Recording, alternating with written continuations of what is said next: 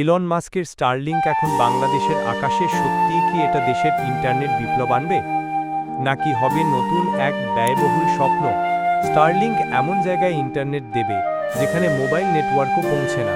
দূর দূরান্তে থাকা স্কুল, হসপিটাল, অফিস সবখানে ব্রডব্যান্ড স্পিডে ইন্টারনেট। এটা নিঃসন্দেহে এক বিশাল সুবিধা, কিন্তু সমস্যা কোথায়? প্রথমেই দাম ৪২,০০০ টাকার কিট, প্রতি মাসে ৪,২০০ থেকে ৬,০০০ টাকা। এই খরচ কতজন গরিব গ্রামে সামলাতে পারবে? আর স্থানীয় আইএসপিদের উপর এর প্রভাব কি হবে? স্টারলিংক বলছে এটা দিতে পারবে ৩০০ মেগাবিট প্রতি সেকেন্ড পর্যন্ত স্পিড। এত স্পিড কি আমাদের দেশের কেউ আগে কল্পনা করেছে? কিন্তু এই স্পিড কি সব জায়গায় পাওয়া যাবে? তাহলে বলুন, স্টারলিংক কি আমাদের জন্য আশীর্বাদ, না আর একটা বিদেশি নির্ভরতা?